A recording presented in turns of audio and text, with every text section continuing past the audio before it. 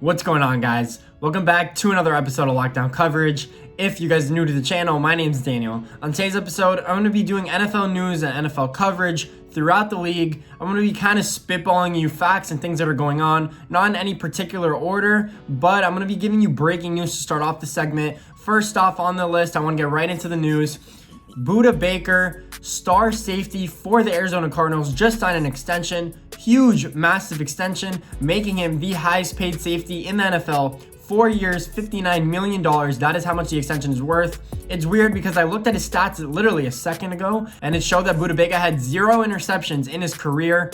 Funny situation that the highest paid safety in the NFL has 0 interceptions. He has about 15 career pass deflections. He has a few sacks and forced fumbles. But again, small stature, safety / nickel corner. He kind of reminds me of like a Tyrann Mathieu. I guess that's the reason why Arizona got rid of Tyrann Mathieu in the first place and send him or let him go to Kansas City.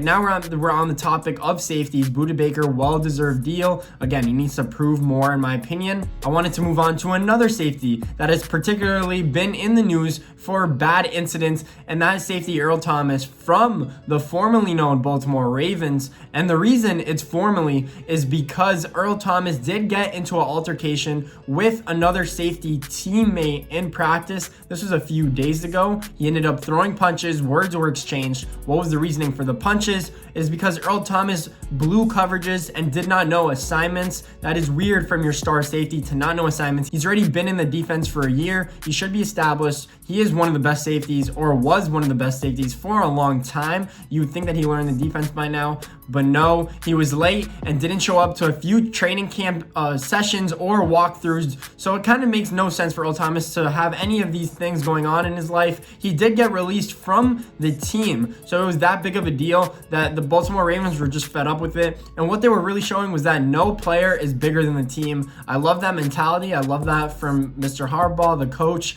I like that Earl Thomas isn't on the team, but Earl Thomas is a free agent now, and he can choose to sign with whatever team he wants to. And some other news with more safeties is that rookie and second round overall pick from the Cleveland Browns, Grant Delpit, did tear his Achilles. If I'm not mistaken, it was his Achilles. So he is officially out for the season. Big blow for Cleveland. Cleveland is now looking for upgrades at that safety position. So it makes sense that they're interested in Earl Thomas and other safety, Tony Jefferson, who was also formerly part of that Baltimore Ravens team. So if they do sign Earl Thomas, they will have a lot of personality on that team. Not that they don't already have a crazy amount of personality with Baker Mayfield and Odell Beckham and Jarvis Landry and a whole bunch of other key cast members, Myles Garrett. Earl Thomas will go to a contender in my opinion, but where it will be, another thing that broke is that the Dallas Cowboys are not interested in him, which a lot of people might be surprised in because he said, send me off to Dallas, send me off to Dallas. Before he left Seattle, he ended up in Baltimore. He liked the situation,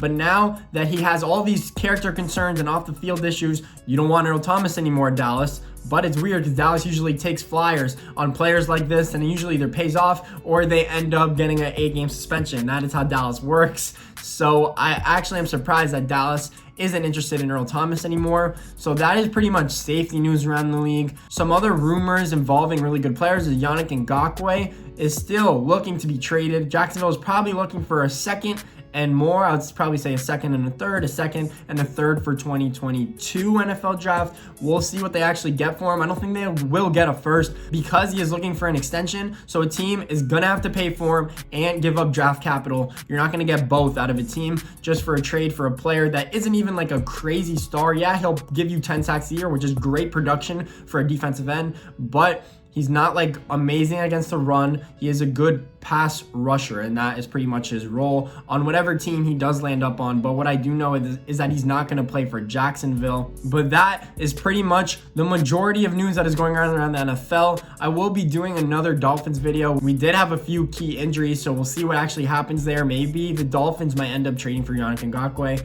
But that is NFL news around the league. If you guys like this video, please make sure to like and subscribe. I really appreciate it. More videos like this to come, guys. Thanks for watching.